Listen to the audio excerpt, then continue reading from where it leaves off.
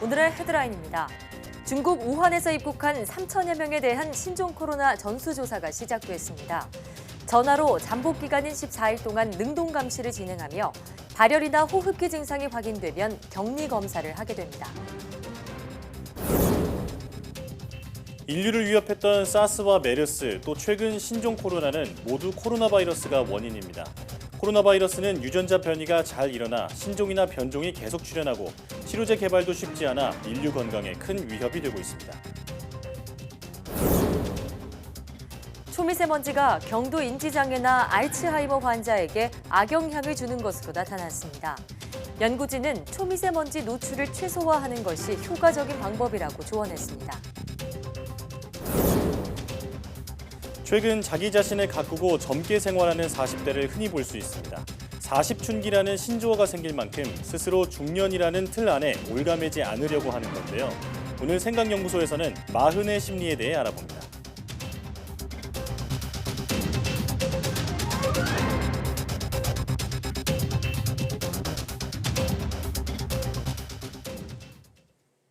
여러분 안녕하십니까? 사이언스 투데이입니다.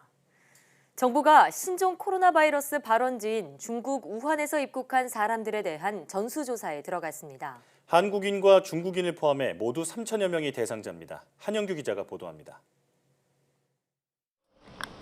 문재인 대통령이 중국 우한 입국자에 대한 전수조사를 지시하자 질병관리본부가 조사에 착수했습니다.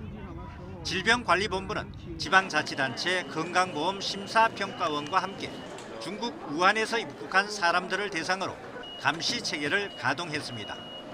조사 대상자는 지난 13일부터 27일 사이에 우한을 출발해 한국으로 들어온 사람들로 한국인과 중국인 등 3천여 명입니다. 우한에서 한국으로 직접 들어온 사람은 물론 우한을 출발해 다른 곳을 경유해 입국한 사람도 대상에 포함됐습니다. 현재까지 출입국 기록 등으로 파악된 우한 공항에서의 입국자는 총 3,023명입니다. 지자체와 건강보험심사평가원과 함께 일괄 조사 및 모니터링을 실시할 예정입니다. 먼저 전화를 통해 현재 상태를 확인하고 상태에 따라 필요한 조치를 하게 됩니다. 매일 정상이 있는지 여부를 확인하는 능동 감시를 잠복 기간인 14일 동안 계속하게 됩니다.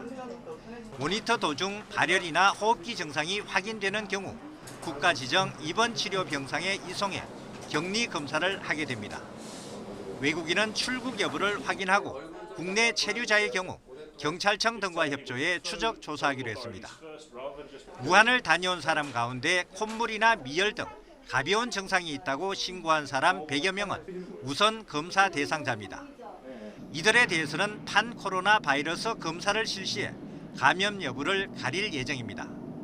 검사 결과는 곧 나올 예정인데 확진자가 추가로 나올 가능성을 배제하기 어렵습니다. YTN 한영규입니다. 질병관리본부 중앙방역대책본부는 신종 코로나 바이러스 감염증 증상자 28명을 격리해 검사하고 있다고 밝혔습니다. 국내 확진 환자는 4명이며 유증상자 155명은 검사 결과 음성으로 나타나 격리에서 해제됐습니다. 확진 환자와 접촉한 사람은 총 387명입니다. 세 번째 환자의 접촉자가 당초보다 21명 증가해 95명으로 집계됐습니다. 환자의 카드 사용 내역과 본인 진술을 재확인한 결과 증상 시작 시점이 22일 오후 7시에서 오후 1시로 앞당겨졌기 때문입니다. 이에 따라 강남군의 방문지 2곳이 추가돼 일상 접촉자가 4명 증가했고 연휴 기간 일상 접촉자가 17명 늘었습니다. 첫 번째 환자 접촉자는 45명으로 이 가운데 12명이 출국했고 두 번째 환자 접촉자는 75명으로 이 가운데 4명이 출국했습니다. 네 번째 환자 접촉자는 172명입니다. 전체 접촉자 가운데 증상이 있는 사람은 14명으로 이들은 의심 환자로 분류해 검사했으며 검사 결과 모두 음성으로 확인됐습니다. 신종 코로나 바이러스 확산에 보육기관이나 교육기관도 비상입니다. 네 번째 확진 환자가 나온 경기도 평택시에선 모든 어린이집이 휴원을 결정했고 외국 학생들이 몰리는 대학 한국어학당도 휴강 조치가 잇따랐습니다. 김다연 기자가 보도합니다. 평소 같았으면 아이들로 붐볐을 어린이집 놀이터가 텅 비었습니다. 국내 신종 코로나 바이러스 4번째 확진 환자가 평택시 거주자로 확인되면서 관내 어린이집 400여 곳에 임시 휴원 조처가 내려진 겁니다. 유치원 100여 곳도 뒤따라 휴원을 결정했습니다. 언제까지 하시는지 여쭤봐도 될까요, 휴원을? 이번 주 금요일이요. 불가피한 경우는 다 등원했습니다. 굳게 잠긴 강의동 문 위에 임시 휴업 안내문이 붙어 있습니다. 외국인 유학생에게 우리말을 가르치는 대학교 한국어 학당이 휴강에 들어간 겁니다. 유학생 가운데 중국 출신이 많은 만큼 감염 확산을 막기 위한 선제 조처입니다. 한 40% 정도 되는 것 같아요. 정확히 우한 지역 방자가 얼마나 됐는지는 저희도 추산이 어렵고요. 강의 일정이 불투명해지면서 유학생들 걱정도 늘었습니다. We have not heard anything from the school or anything, so we don't know. We have a placement test here tomorrow, so they haven't said anything. 방학에 한국어 학당 휴교까지 겹쳐 캠퍼스는 대체로 한산합니다. 하지만 학생들 대부분 마스크를 착용하고 있어 긴장감 높은 분위기를 드러냅니다. 방학에도 도서관 등 교내 시설을 이용해야 하는 한국인 대학생들도 덩달아 싱숭생숭해졌습니다. 밀폐된 공간에서 공부하다 보니까 이제 제가 관리를 잘해도 옆 사람이 만약에 이제 안 좋은 병에 걸리면은 이제 다 같이 피해를 입게 될 수도 있어서 지금은 임시 조처에 그치지만 사태가 길어질 경우 추가적인 학사 일정 조정이 불가피해 보입니다. YTN 김다연입니다.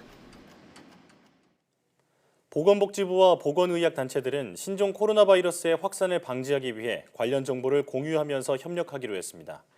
박능우 보건복지부 장관과 최대집 의사협회장 등 6개 보건의학단체장들은 협의체를 구성하고 첫 번째 회의를 열었습니다. 박능우 장관은 최단 시간에 최소한의 비용으로 감염병 위기 상황을 극복할 수 있도록 정부와 보건의학단체가 힘을 합쳐 나가겠다고 말했습니다. 보건의학단체장들은 방호복 등 의료인 보호 장비와 신속한 진단 검사를 위한 진단 키트의 보급이 필요하다고 말하고 정부에 적극적인 지원을 요청했습니다. 보건당국이 신종 코로나 바이러스 감염증을 이미 올해부터 1급 감염병으로 분류해 관리 중인 것으로 나타났습니다. 정부는 개정된 감염병 예방 및 관리에 관한 법률에 따라 올해부터 감염병을 1급에서 4급으로 분류해 관리하고 있는데 1급 감염병으로는 에볼라, 사스, 메르스, 신종 인플루엔자 등 17종이 지정돼 있습니다. 김기남 복지부 질병정책과장은 신종 코로나 바이러스 감염증은 아직 전파력이나 감염 경로 등이 확실하게 밝혀지지 않은 관계로 분류 체계상 신종 감염병 증후군에 포함돼 1급 감염병으로 관리하고 있다고 설명했습니다. 의료인이 1급 감염병 발병 사실을 인지하면 즉시 보건당국에 신고해야 하며 신고 의무를 위반하면 500만 원 이하의 벌금이 부과됩니다. 신종 코로나 바이러스 감염증 자가격리 대상자의 생활 쓰레기도 밀폐 소독 처리됩니다. 환경부는 신종 코로나 바이러스 감염증 폐기물 안전관리 특별대책을 마련해 관계부처와 지방자치단체에 배포했다고 밝혔습니다. 자가격리 대상자에게 생활 폐기물을 복원하는 전용 봉투와 소독약품을 지급하고 대상자는 생활 폐기물을 소독해 전용 봉투에 담은 뒤 일반 쓰레기 종량제 봉투에 이중으로 담아 배출하면 됩니다. 쓰레기를 배출할 때는 관리보건소에 연락해 바로 생활 폐기물을 가져갈 수 있도록 해야 합니다. 확진 환자 폐기물에 대해서는 입원한 병원, 의료 폐기물 운반 처리자와 비상 연락을 유지하고 해당 폐기물은 모두 소각 처리해 폐기물로 인한 감염 가능성을 최소화한다는 방침입니다. 환경부는 폐기물 처리 종사자에게 개인 보호 장비를 철저히 사용하도록 해 감염 예방과 확산 방지에 나선다는 계획입니다. 중앙사고수습본부는 신종 코로나 바이러스 감염증 문의가 급증함에 따라 질병관리본부 감염병 전문 콜센터인 1339 상담 인력을 기존 27명에서 170여 명으로 확대한다고 밝혔습니다. 또 다음 달 중순까지 1339 상담 인력을 단계적으로 150명 신규 배치해 전체 상담 인력을 320여 명 수준으로 확대할 예정입니다. 중앙사고수습본부는 1339 상담 문의에 국민 불편이 발생하지 않도록 근본적으로 대비할 계획이라며 각 지방자치단체 콜센터와 보건소 등에도 주요 질의 답변을 공유해 지역별로 상담이 가능하도록 조치했다고 밝혔습니다.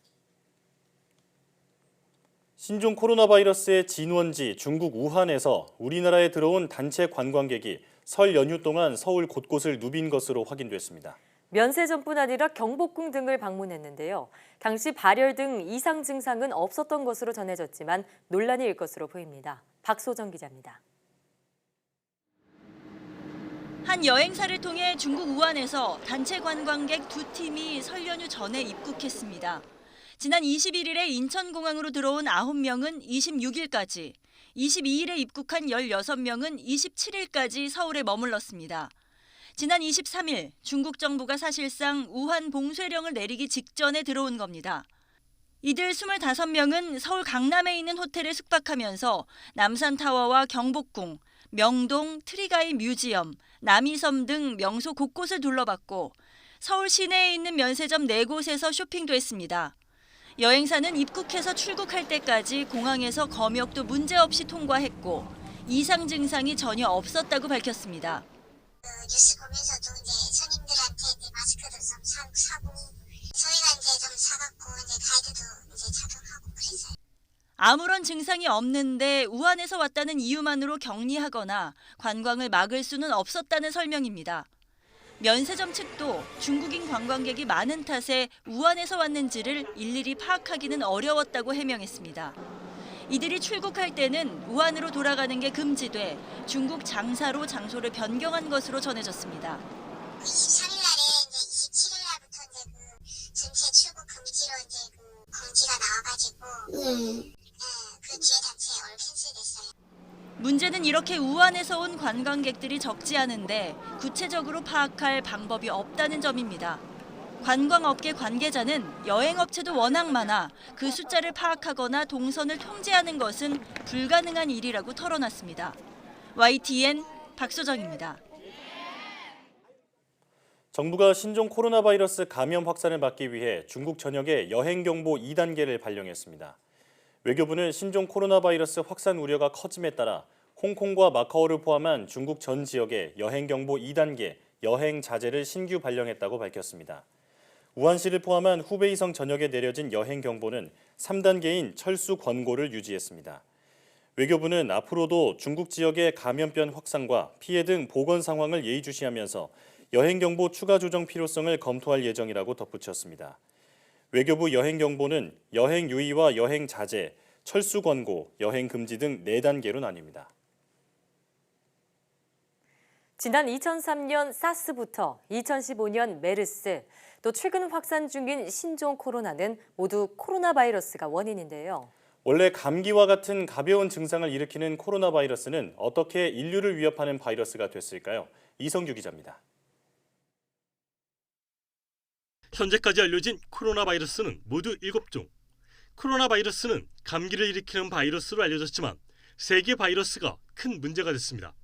먼저 2003년 발생해 전 세계적으로 770여 명의 사망자를 낸 사스 바이러스, 2015년 한국에서만 30여 명의 사망자를 낸 메르스 바이러스, 그리고 최근 일파만파 확산하고 있는 신종 코로나 바이러스입니다. 코로나 바이러스는 인간이 DNA를 게놈으로 가진 것과 달리 RNA를 게놈으로 가졌습니다. RNA는 분자 구조적으로 DNA보다 불안정해 유전자 변이가 더 잘 일어납니다. 즉, 원래는 감기와 같은 가벼운 증상만 일으키던 코로나 바이러스가 유전자 변이를 거쳐 더 독한 바이러스로 진화한 겁니다. 신종 코로나 바이러스는 사스 바이러스와 유전적으로 70% 이상, 메르스 바이러스와 50% 정도 일치합니다. DNA 바이러스 같은 경우에는 교정기작이 있는 반면에 RNA 바이러스 같은 경우는 교정기작이 없습니다. 그러다 보니까 교정기작이 없어가지고 잘못 끼어들어간 애들이 계속 그 상태로 갖게 되고 새로운 신종이나 변종 바이러스가 출현하는 그런 기작을 갖게 되죠. 유전자 변이가 잘 일어난다는 점에서 사실상 이들 바이러스에 대한 치료제 개발도 어렵습니다. 치료제를 개발해도 곧 바이러스가 유전자 변이를 일으켜 치료제를 무력화하기 때문입니다. 이런 이유로 제약사들이 바이러스 치료제 개발에 선뜻 나서지 못하는 것도 전염병을 키우는 한 요인이 되고 있습니다. YTN 사이언스 이성규입니다.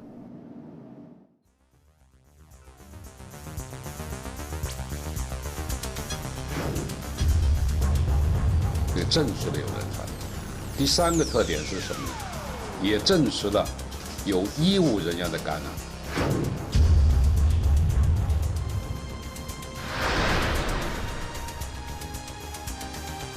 중국 측의 얘기가 나왔을 때 사실 모든 감염병 전문가들이 상당히 있었거든요. 호흡기 바이러스 대부분이 잠복기 감염이 보고된 적은 없거든요. 환자가 있고 환자가 기침 재채기 하면 그 미세 물방울 안에 바이러스가 있으면서 1m 이내 1, 2m 있는 사람의 코나 입 말고도 눈 안쪽에 점막을 통해서 침투가 가능합니다. 현재 예방 백신이나 치료제는 없어서 항바이러스제가 증상 완화용으로 처방됩니다.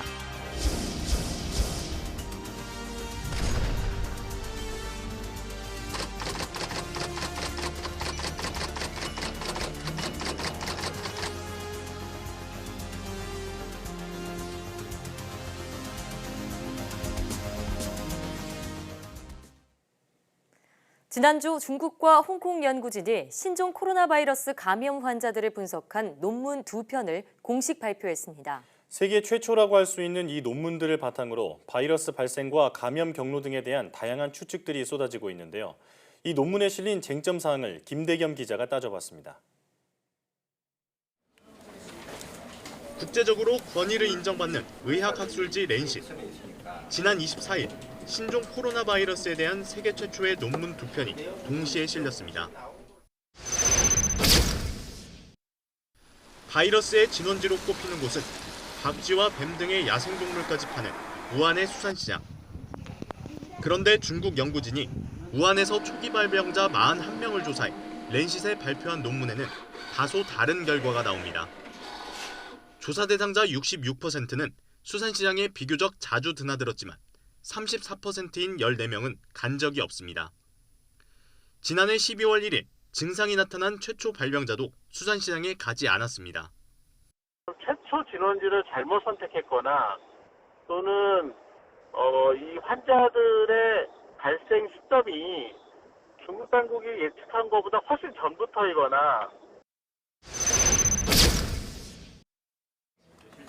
렌싯에 실린 또 하나의 논문. 지난해 12월 29일부터 지난 4일까지 우한으로 여행 갔다가 병에 걸린 일가족을 홍콩 연구진이 조사한 결과입니다. 가족 7명 중 6명이 감염됐는데 감염자 중 10살 아이는 발열, 기침, 가래 등의 증상이 전혀 없었습니다. 잠복기 14일이 지난 뒤에도 그대로여서 무증상 감염자로 규정됐습니다. 무증상 상태에서 바이러스를 퍼뜨렸는지에 대한 연구 결과는 논문에 없습니다. 좀 더 과학적이고 객관적인 그런 근거들이 좀 공개가 돼야 전 세계가 같이 대응을 할 수 있을 것 같습니다. 중국 연구진 논문에 나온 초기 발병자 41명 중 지난 22일 기준 사망자는 6명으로 치사율 15%입니다.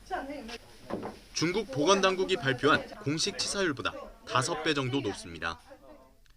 그러나 논문을 작성한 연구진은 사태 초기에 증상이 심각한 아주 적은 표본만을 대상으로 했기 때문에 더 광범위한 연구가 필요하다고 강조합니다. 전체적으로 이제 역학조사할 때 나중에 가서 그 부분들은 아마 정리하게 될 것 같고요. 지금 현재 치사율을 논하는 건 아직은 좀 이르다고 봅니다. 갈수록 불안감이 확산하는 상황에서 일가족 감염 사례를 연구한 홍콩 연구진 논문 중에는 눈여겨볼 만한 대목이 있습니다. 우한 여행 내내 마스크를 썼던 7살 아이는 가족 중 유일하게 신종 코로나 바이러스에 감염되지 않았습니다. YTN 김대겸입니다. 프랑스와 독일, 캐나다 등 세계 곳곳에서 신종 코로나 바이러스 확진자가 계속 늘고 있습니다. 신종 코로나 바이러스의 잠복기 감염에 대해 의견이 분분한 가운데 세계보건기구 WHO는 감염될 가능성이 있다고 공식적으로 밝혔습니다. 보도에 이종수 기자입니다. 프랑스에서 네 번째 신종 코로나 바이러스 확진자가 발생했다고 프랑스 보건당국이 밝혔습니다. 우한이 있는 중국 후베이성 출신의 중국인 노인입니다. Nous venons d'être informés que nous avons ce soir un 4e cas confirmé. Il s'agit d'un touriste âgé qui est actuellement hospitalisé en réanimation à Paris. Son état clinique est donc sévère. 유럽 국가 가운데 처음으로 신종 코로나 바이러스 감염자가 확인된 프랑스에서 상태가 위중한 사례는 이번이 처음입니다. 앞서 확인된 2명은 중국 우한 출신의 31살, 30살 남녀 여행객입니다. 다른 한 명은 48살 중국계 프랑스인으로 중국에서 잠시 우한에 체류했습니다. 독일의 수도 미넨 인근에서 신종 코로나 바이러스 환자가 추가로 발생했습니다. 확진된 환자들은 첫 환자의 감염과 연관성이 있는 것으로 나타났습니다. 중국 상하이에서 출장 온 회사 동료 중국 여성에게 감염된 첫 환자와 같은 자동차 장비업체에서 일하고 있습니다. 캐나다에서도 우한을 방문했던 40대 남성이 감염돼 확진자가 늘었습니다. 미국과 태국, 홍콩, 타이완, 싱가포르도 확진자 수가 계속 증가 추세입니다. 세계보건기구 WHO는 신종 코로나 바이러스 감염증과 관련해 무증상 감염자도 바이러스를 옮길 가능성이 있다고 밝혔습니다. The incubation period you're referring to is can be anything between 1 and 14 days. That's what the experience so far shows. And yes, that means people can transmit the virus within this time. 세계보건기구 측은 이와 함께 신종 코로나 바이러스가 크게 확산할 경우를 준비해야 한다고 밝혀 국제적인 비상사태 선포 가능성을 배제하지 않았습니다. YTN 이종수입니다. 홍콩에서 신종 코로나 바이러스의 백신이 개발됐지만 백신이 최종적으로 인정받기까지는 1년 정도 더 걸릴 전망입니다. 홍콩 사우스차이나 모닝포스트는 홍콩대 연구팀이 홍콩의 첫 번째 신종 코로나 바이러스 확진자에게서 바이러스를 추출하고 백신을 제조하는 데 성공했다고 밝혔습니다. 연구팀은 신종 코로나 바이러스 표면의 분자를 활용해 이전에 개발했던 인플루엔자 백신을 변형시켜 신종 코로나 바이러스 백신을 개발했다고 말했습니다. 다만 백신이 최종적으로 인정받으려면 동물 시험과 임상 시험을 거쳐야 한다며 백신 최종 개발까지는 1년 정도 더 걸릴 것이라고 내다봤습니다.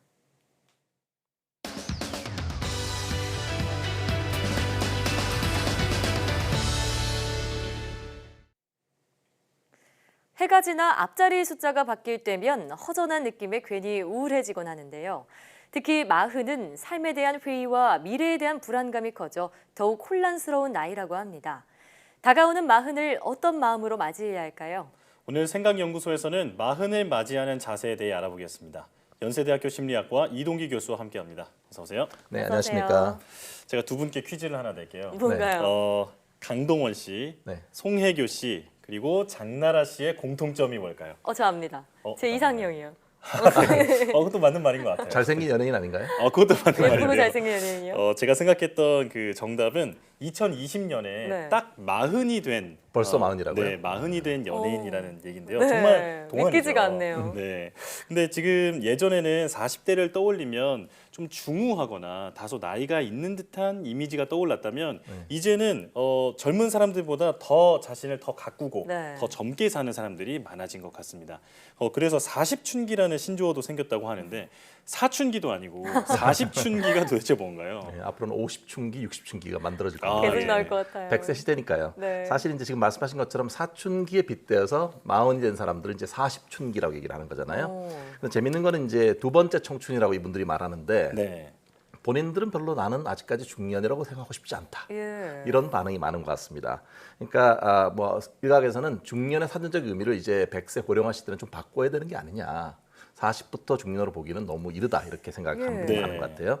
실제로 이 데일리에서 올해 40대 진입한 1981년 남녀 100명을 대상으로 설문조사를 했어요. 질문이 뭐였냐면 당신 스스로 중년이라고 생각하십니까? 이렇게 질문했어요. 그랬더니 그렇다라고 대답한 그 비율은 4분의 1은 25%에 불과했습니다. 4분의 3은 나는 중년이 아니다 이렇게 반응을 했고요. 그러면 그 중년이 아니라는 이유는 뭡니까? 이렇게 물어봤더니 가장 많은 대답이 아직 젊다. 네. 55%가 나는 아직 젊다. 네. 이렇게 얘기했고요. 그다음에 이제 두 번째 대답은 100세 시대에 한 50은 돼야 그래도 중년을 볼 수 있지 않겠느냐. 이런 응답이 22.5%였고요. 예. 아직 나는 별로 성숙하지 못해서 중년이 아니다 10%였고요. 또 어떤 사람들은 나는 아직 어린 친구들보다도 스스로 열정적으로 살고 있다. 오. 네. 그런 응답도 2.5%, 예. 그 외 기타 응답이 한 10% 정도 나타났습니다. 네. 그렇군요. 사실 제가 느끼기에도 마흔이 중년이다라는 생각은 잘 안 드는 것 같은데 우리가 언젠가는 마흔을 맞이하게 될 거 아닙니까? 그런데 이미 맞이한 사람도 있죠. 예. 자, 물론 우리 교수님도 동안이시고요. 네.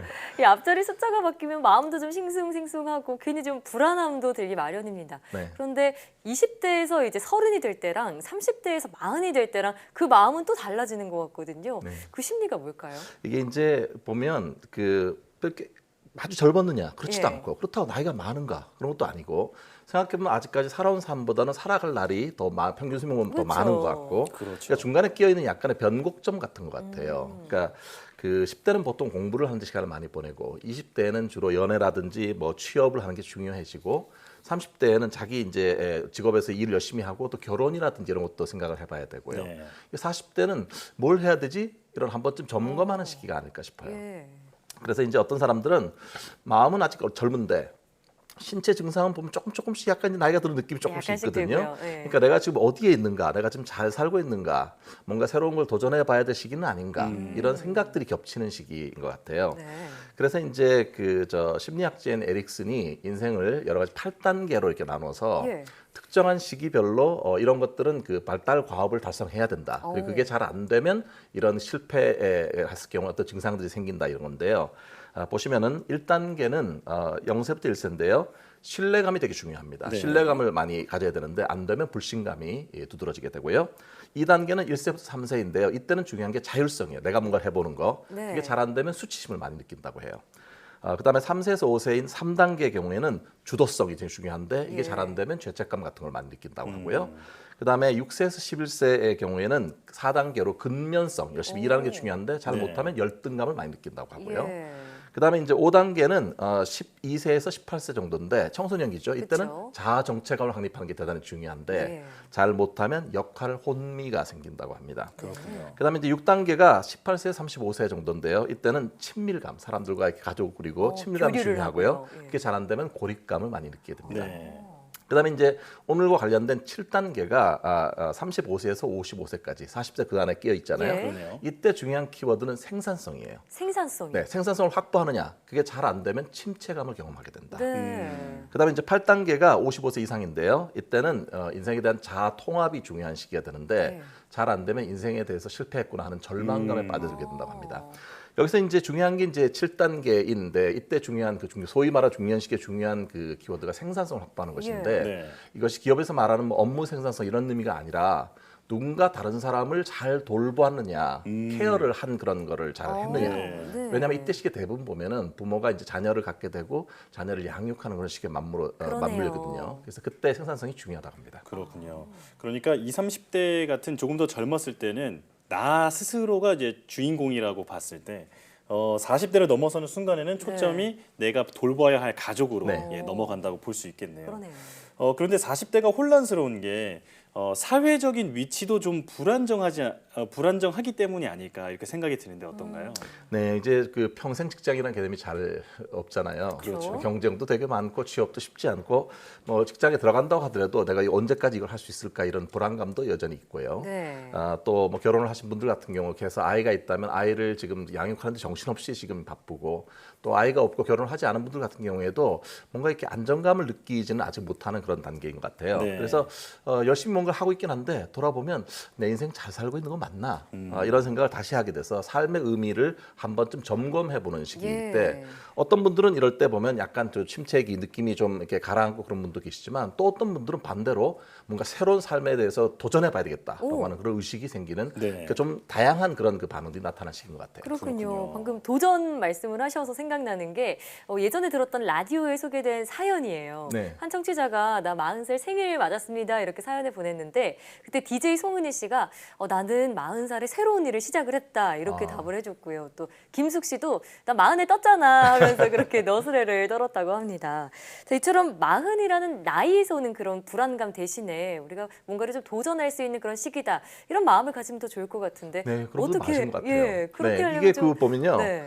그러니까 이게 40살이 딱 됐을 때 그 어떤 분들이 계신가 봤더니 재미있는 분들이 있더라고요. 1981년생들이 코미디언들인데 동갑내기 코미디언 5명이 새로운 프로젝트 그룹을 만들었어요. 네. 그 이름이 마흔5예요. 마흔5요? 네, 일종의 그 마룬5 관련된 그러네요. 그런 이름인데 남자 개그맨 5분인데요. 허경환, 박영진, 김원효, 박성광 그리고 김지효 씨 이 5분이 지난 10월에 첫 번째 싱글 앨범인 두 번째 20살이라는 걸 만들었대요. 네. 활발하게 활동을 지금 하고 있는데요.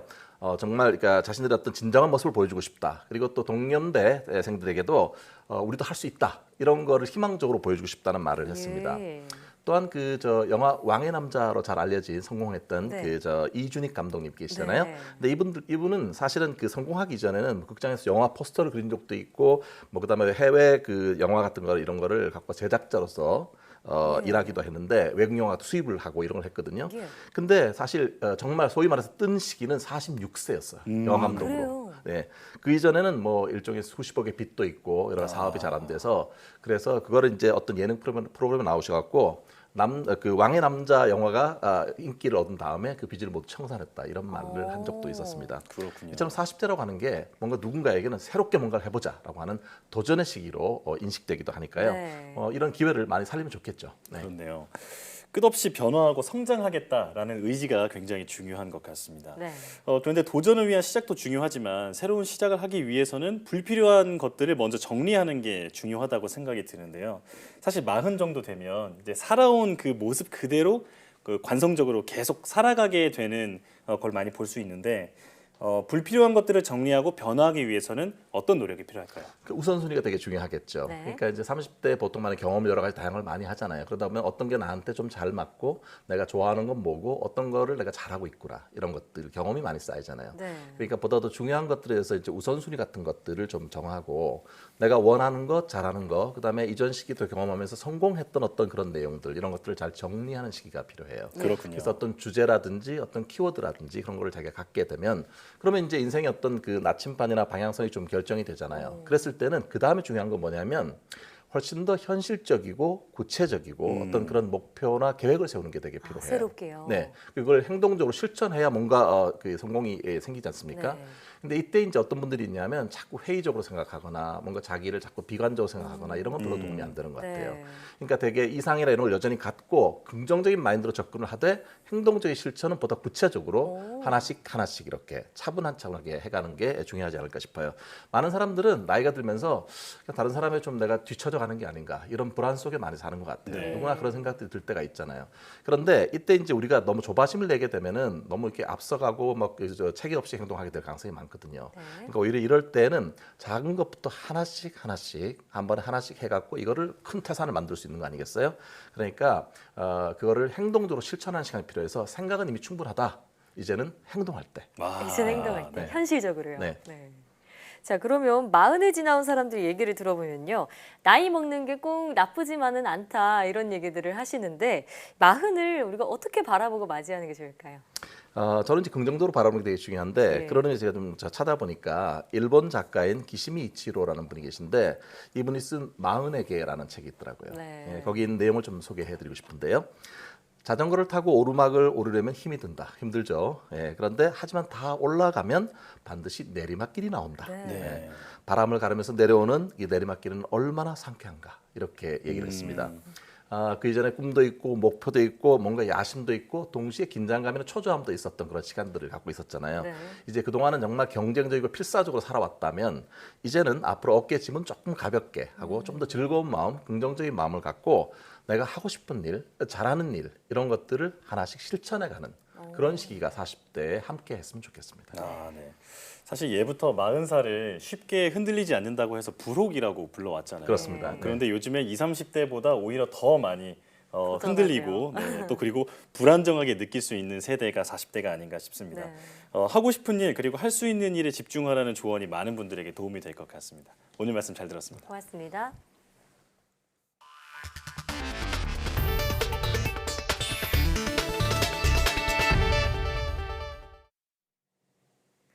초미세먼지가 우울이나 초조 등 신경 정신행동 증상을 더욱 악화시키는 것으로 나타났습니다. 특히 치매 전 단계인 경도 인지장애나 알츠하이머 환자에게 영향이 큰 것으로 조사됐습니다. 이기정 기자의 보도입니다. 겨울철 초미세먼지가 기승을 부리면 신경정신행동에 장애가 있는 사람들은 특별히 더 주의해야 합니다. 초미세먼지가 경도 인지장애와 알츠하이머 환자의 증상을 악화시키는 것으로 나타났기 때문입니다. 가천대 길병원 정신의학과와 서울대 보건환경연구소 등이 인지장애 환자와 보호자 645명을 대상으로 조사한 결과 초미세먼지 농도가 입방미터당 8.3 마이크로그램을 증가할 경우 환자들의 신경정신행동 증상은 16.7% 악화됐고 치매 전 단계인 경도 인지장애 환자의 경우엔 40.7%가 나빠진 것으로 나타났습니다. 그동안 지름 2.5 마이크로미터 미만의 초미세먼지가 인지장애와 정신장애의 위험을 키울 개연성에 대한 우려는 있었지만 신경정신행동 증상과의 관계가 밀접하게 규명된 것은 이번이 처음입니다. 초미세먼지가 내과적인 질환뿐만 아니라 정신질환이나 뇌 건강에도 영향을 미칠 수 있기 때문에 특히 노인들 그리고 이제 치매 노인들에게서는 더욱 각별한 주의가 필요합니다. 한국형 치매 행동 평가 척도를 이용해 조사된 이번 연구는 세계적 저널인 사이언스 오브 더 토탈 인바이러먼트 최신호에 게재됐습니다. 연구진은 치매에 대한 치료법이 없는 상황에서 기억력 개선제 복용, 혈관 관리 등과 함께 초미세먼지 노출을 최소화하는 것이 환자와 보호자의 부담을 줄일 수 있는 효과적인 방법이라고 조언했습니다. YTN 이기정입니다. 삼성전자가 손가락 끝에서 피를 뽑아 혈당을 검사하는 당뇨병 환자들의 불편함과 고통을 덜어주는 새로운 기술의 상용화 가능성을 입증했습니다. 삼성전자 종합기술원 연구진은 지난 24일 세계적인 학술지 사이언스 어드밴시스에 MIT와 공동으로 연구한 비침습 혈당 측정 기술에 대한 논문을 게재했습니다. 당뇨병 환자의 통증과 불편함을 해결할 수 있는 이 측정법은 1990년대부터 꾸준히 연구됐지만 피를 뽑지 않고 혈액 속 혈당 농도를 정확히 측정해야 하는 만큼 30년 난제로 꼽혀왔습니다. 연구진은 문제 해결을 위해 레이저 빛을 이용해 물질을 식별하는 라만 분광법을 적용하는 방식으로 신뢰도를 높였습니다. 삼성전자 종합기술원 남성현 마스터는 기존의 틀을 깨고 명확한 증거와 방향을 제시했다는 점에서 의미가 있다면서 앞으로 비침습 혈당 센서를 상용화할 수 있도록 힘쓰겠다고 밝혔습니다. 대전시 보건환경연구원이 한국원자력연구원 주변 하천 토양에 대한 시료를 채취해 정밀 분석하고 있다고 밝혔습니다. 대전시는 지난 20일 한국원자력연구원 주변 하천 토양에서 방사성 물질인 세슘 등이 연내 평균치보다 높게 검출됨에 따라 23일에 이어 두 번째 조사에 나섰습니다. 대전시는 지속적인 모니터링을 통해 시민 불안감을 줄일 계획입니다.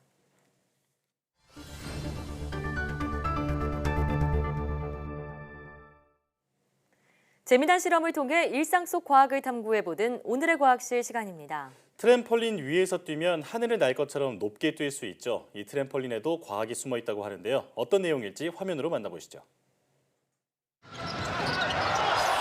요즘 한창 프로농구 시즌으로 선수들이 덩크슛하는 장면을 자주 볼 수 있습니다. 쉬워 보이지만 막상 시도해보면 생각보다 어려운데요. 하지만 훅의 법칙을 이용하면 누구나 덩크슛을 할 수 있습니다. 훅의 법칙이란 탄성을 지닌 물체에 힘을 가했을 때 되돌아오려는 힘은 변형된 양에 비례한다는 건데요. 그래서 트램펄린 테마파크를 찾아가 봤습니다.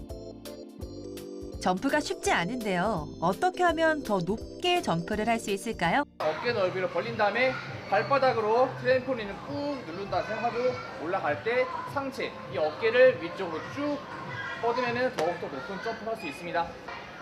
트램펄린은 훅의 법칙과 어떤 관련이 있는 걸까요? 트램펄린 가장자리에는 많은 용수철이 있는데요. 용수철은 늘어났다 줄어들어는 성질을 갖고 있죠. 그래서 용수철이 줄어드는 순간 몸이 위로 튀어오르게 되고 몸이 내려오는 순간에 용수철이 늘어나게 되는 겁니다. 이것이 훅의 법칙을 이용한 트램펄린의 원리인 겁니다.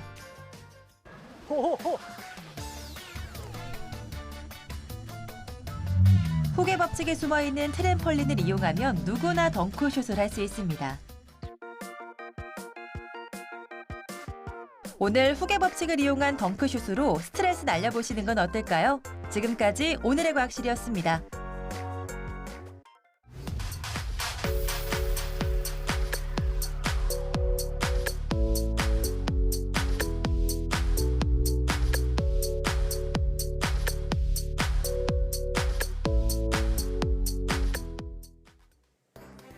신종 코로나 바이러스에 대한 공포감이 커지는 가운데 가짜 뉴스가 또 하나의 문제로 대두되고 있습니다.